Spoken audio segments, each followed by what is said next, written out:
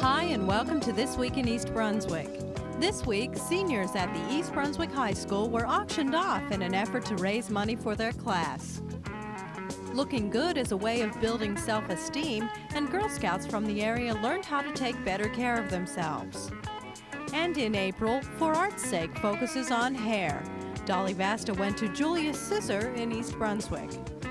These stories and more are coming up, including a preview of programs in the Children's Department at the library for the month of April, and information about Youth Art Day at the Zimmerli. Also coming up, Doug Halverson and a representative of the Middlesex County Health Department, Paul Hansen's Money Tip, and our regular Township Council review. But first, here's a rundown of Channel 8's programs for next week. Tone from the Waist Down with Lenore Kulik on Look Great, Feel Great. That's Monday morning at 10, and at 10:30, 4-year-olds learn about rain on Stories from the Library. On Tuesday evening at 7, Gerald Petovich discusses his newest crime novel, Shakedown. That's on In Print. And at 7:30, East Brunswick Animal Control Officer Mike Mansfield and veterinarian Brian Johnson warn of the dangers of rabies on Rabies in New Jersey. Wednesday at 7:30, Dolly Vasta and guest Andy Seiler go to the movies on For Art's Sake. And at 8 o'clock, The Arts previews Techniques Theater in East Brunswick and their new production, The Dark Coach Waiting. Thursday evening, catch a new edition of This Week in East Brunswick at 7 and 8, and at 7:30, Sandy Landman tours the group home in East Brunswick on EBPL. Check the Channel 8 Community Bulletin Board for Saturday's programming and announcements for events around the town. Good evening. My name is Jonathan Sue. I'm the president of the EBHS Student Council here at EBHS, and tonight I'd like to tell you a little bit about the Senior Servant Auction. It's our biggest fundraiser of the year. All proceeds go to cover the cost of running the Student Council for the year, and anything that is left over goes to the senior class to pay for the prom, considering that this is the last big event before the prom. Tonight, 35 of the best and brightest and most popular kids from East Brunswick High School, the senior class, are here to provide their services for the betterment of our school. And tonight, just to tell you a little bit about the event, students are bidding in an auction fashion for the right to have one of the senior servants be their servant for the next school day. Duties include carrying bags, shining shoes, opening gum, and any other menial and degrading task that the owner can think of. I encourage all of you to participate and come see us next year if you can come. It is a great event, and it should be a lot of fun for everybody. Thank you. $5, $5, $5. $5 Stanley, you weigh six from anybody. $6, $6. Go ahead, $7, $10, $10. $20, $11. $12 for anybody. $12, $20, $13.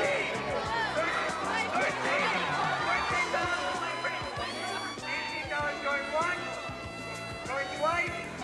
Go to the candy bar.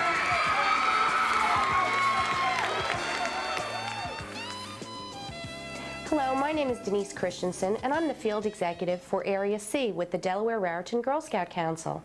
Today we're at our office located at 108 Church Lane in East Brunswick, putting on a program called Looking Good. Myself and the 8 service unit directors in my area have coordinated and carried through this program. It's designed for our girls that are juniors through seniors and/or grades 4 through 12. And Girl Scouting today is moving into more contemporary issues. Rather than just going outdoors and camping, which is still an alternative a child can pursue in scouting, we are now moving into more contemporary issues, such as the program that we're offering today called Looking Good. Today the girls will be learning about proper hair care and skin care, which is an essential part of building self-esteem for them. We also deal with other contemporary issues such as drug and alcohol abuse. We also work with the environment, and our council itself is in the process of developing many outstanding programs that coordinate with all of the world around us today. The girls that are here today are a first group of girls experiencing this program, and many of them were looking forward to it. Currently, In the East Brunswick school system, 1 out of every 3 girls is in the Girl Scouting program, and that's an incredible number. We have many, many more girls that still want to become a part of Scouting as well, but we just don't have the adult leadership to be able to provide that programming to the girls. I welcome all of the adults out there seeing this spot to please contact me at the council office, area code 201-821-9090, so you and your child may have the opportunity to share a program such as Looking Good. Thank you.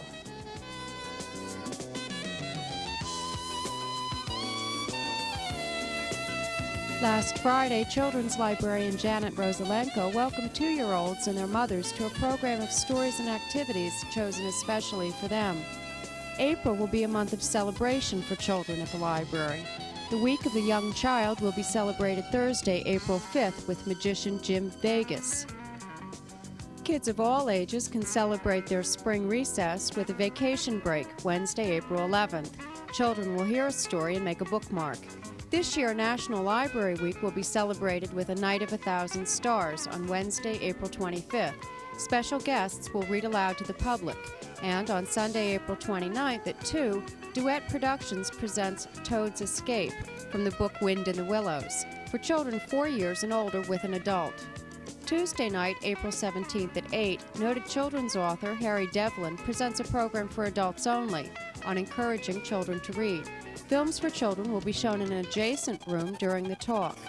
For information about these and other programs, including special crafts projects, call the Children's Department at 390-6789.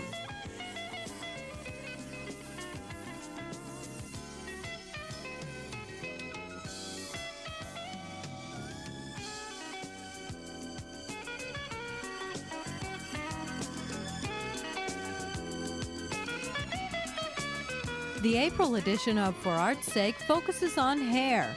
Dolly Vasta travels to Julius Scissor in East Brunswick to talk to shop owner Julius Bellafronte about the latest trends. Give me good hair, long beautiful hair, shining, gleaming, steaming, flaxen, waxing. Give me down to there, hair, shoulder length or longer. Here, baby, there, mama, everywhere, daddy, daddy, hair. Show it, long as God can grow in my hair.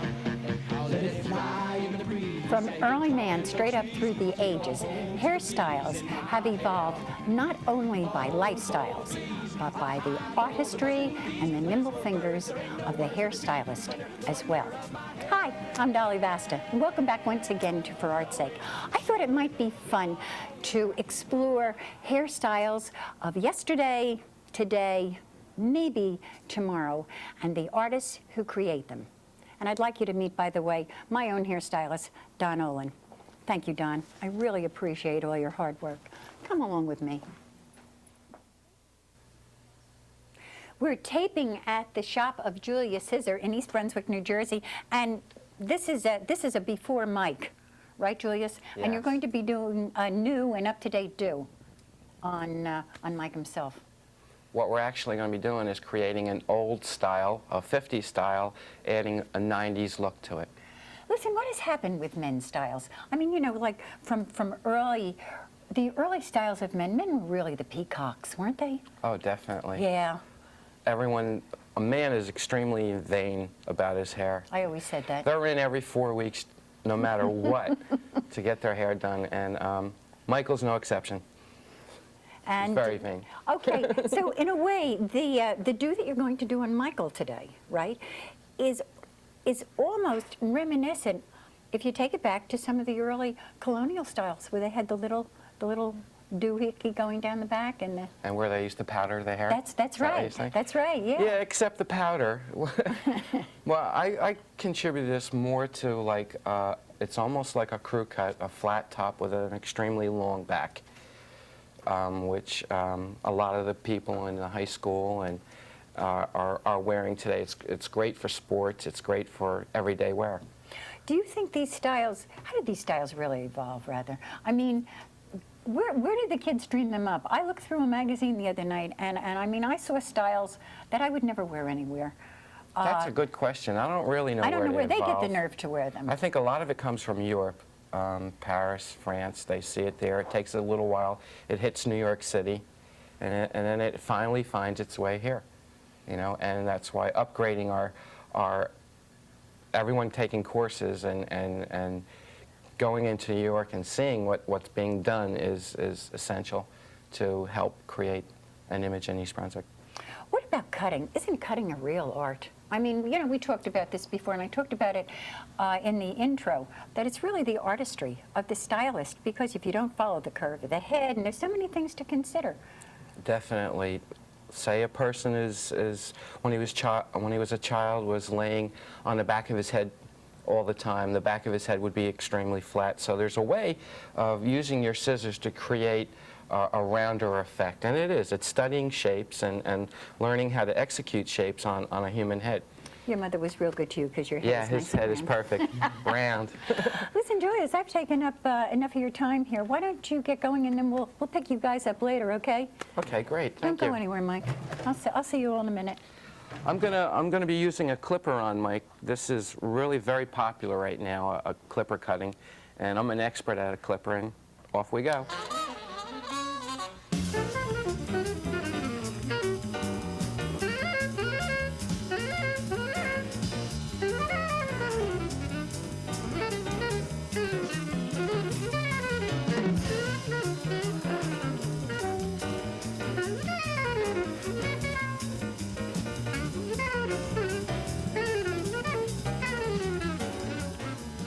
Well, I see we're almost done.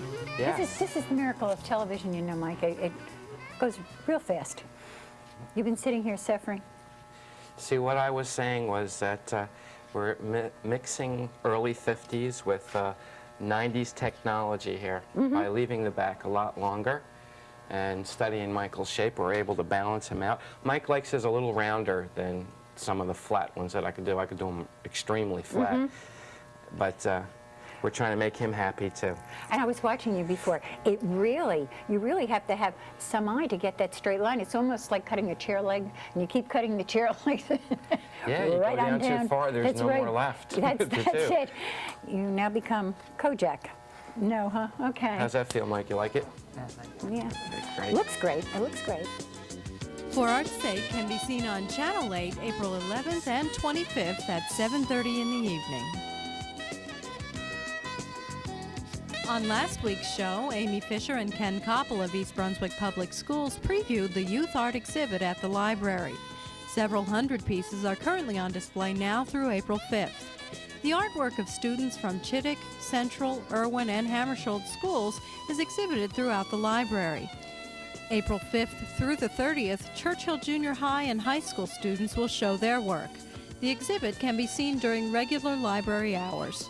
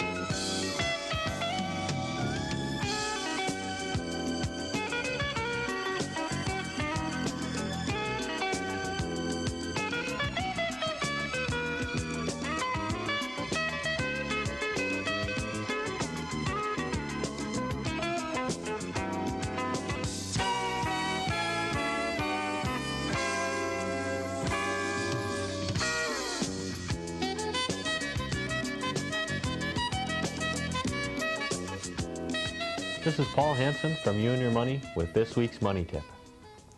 Arbitrage is profiting from differences in prices when the same security, currency, or commodity is traded on two or more markets. For example, an arbitrageur simultaneously buys a contract of gold on the New York market and sells one contract of gold in the Chicago market, locking in a profit because at the moment the price in the two markets is different. The arbitrageur's selling price is higher than the buying price.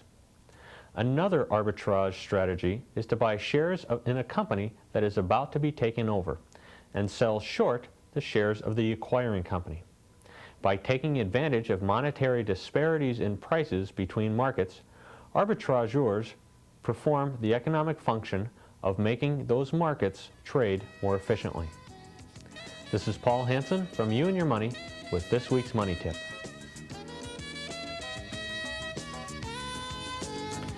Welcome. I'm Doug Halverson, Director of Consultation and Education at the Middlesex County Mental Health Clinic. With me today is Miriam Cohen. Miriam is Public Health Nurse Supervisor for the Middlesex County Health Department. Miriam, thanks for being here today. Oh, it's my pleasure.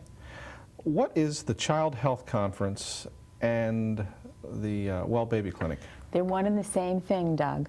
Child Health Conference was a name designed to make people aware of the fact that they got a good deal of counseling at what had always been called the Well Baby Clinic. And what this is a preventive health care service available to residents of East Brunswick and to the other communities within Middlesex County for whom Middlesex County Health Department provides services. And it is a free service. It is available for babies from the age of 2 months until they start kindergarten. And what happens at the Well Baby Clinic is that babies get examinations by family practice physicians or pediatricians. You get all your immunizations, the DPT, the influenza, Haemophilus influenza, the measles, mumps, and rubella immunization, the oral polio vaccine. You have checks for anemia, they screen for lead poisoning, height and weight is checked, and they receive counseling from a public health nurse before and after they see the doctor, hence the name Child Health Conference. Who's eligible for this? Anyone who lives in this town is eligible to take their child to the Child Health Conference. There is no means test. As I was saying to one of your guests before we came on the air, people who consider themselves middle class are somewhat concerned. Are they eligible for this kind of service? They get a little bit embarrassed, and in essence, they're not. We welcome everyone. Miriam, thank you for being here. Oh, my pleasure. With me today has been Miriam Cohen, an East Brunswick resident who is a Public Health Nurse Supervisor for the County Department of Health. Miriam, thank you for being here. For further information, you may call either of two numbers, 828-8100 or 521-1402. I'm Doug Halverson. Thanks for watching. My name is Stephanie Cohen, and I'm Curator of Education at the Jane Voorhees Zimmerli Art Museum at Rutgers University. I'd like to invite everybody to participate in our 10th annual Youth Art Day this year, which will be Saturday, March 31st from 1 to 4 p.m. This annual day of celebration in honor of arts awareness and Youth Art Month is a free day of activities for young people. This year, our participants will have an opportunity to enter art contests, win prizes, see an exhibition of American Impressionism, and make their own American Impressionist masterpieces using colored rice and cardboard. For further information, please call the Office of Education at 201-932-7096.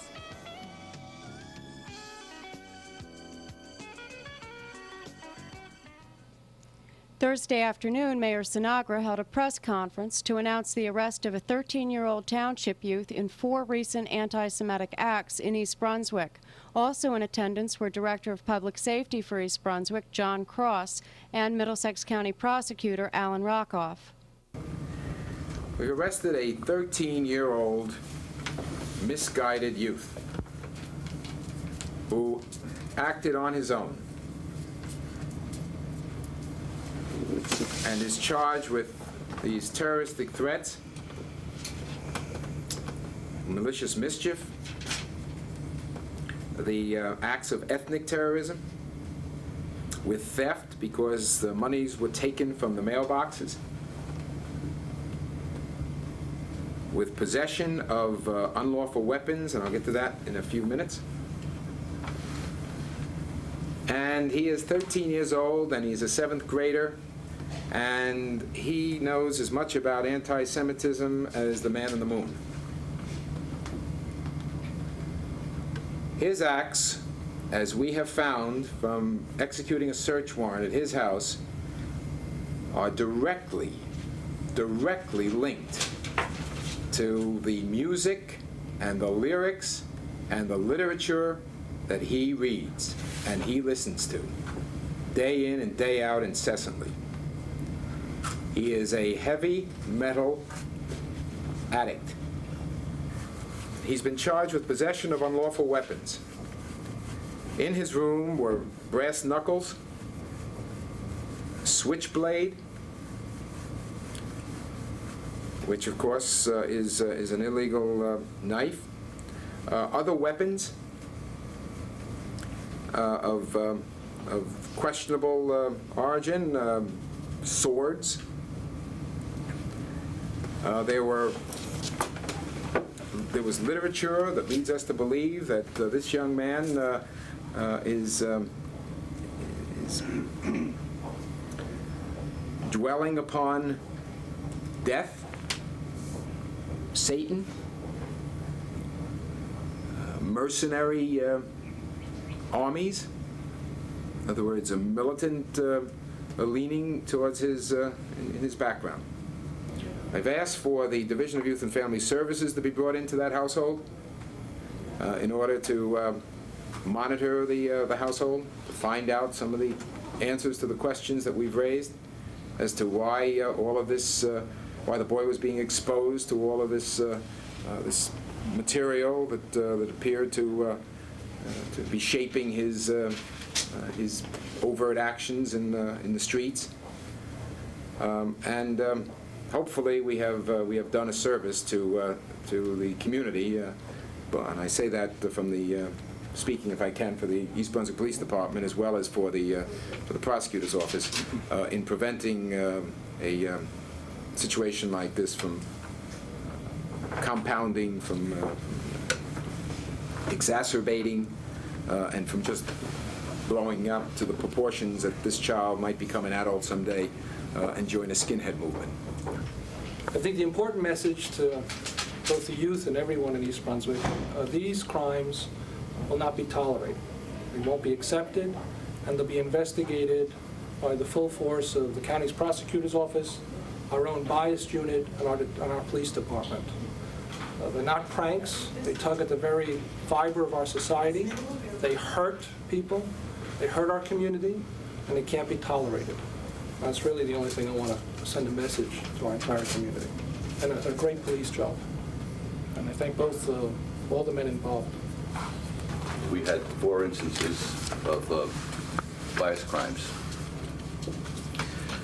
And the East Brunswick Police, which includes Detective Ed Mitchell, Michael McSpadden, Detective Sean Coleman, in conjunction with the Middlesex County Prosecutors Bias Incident Task Force, investigators Paul Goldberg and John Szilagyi, conducted an investigation and brought this thing to a just conclusion with the arrest of a 13-year-old. And this was done over a 3-day period with intensive interviews with the townspeople who were very cooperative, i.e. residents and the local school authorities. And at Monday night's agenda meeting, the council discussed several items which could have impacts statewide. The council presented a resolution which would urge the state to investigate the effect electromagnetic fields have on health. This came up as a result of Mayor Jackson Agra's plans to construct baseball fields near high-tension wires off of Riva Avenue. The site for the Field of Dreams, as it has been called, was scrapped when high levels of electromagnetism were detected at the fields. Alternative sites are being considered. The council also talked about a resolution which would freeze school taxes for needy senior citizens and disabled citizens. And the council was positive about an agreement with Middlesex County to participate in a campaign aimed at squelching drug and alcohol abuse in our community. The agreement would provide the township with $3,000 from the state. In exchange, the township would have to contribute 1/3 of the amount in staff time or supplies. That's all for now. Thanks for watching.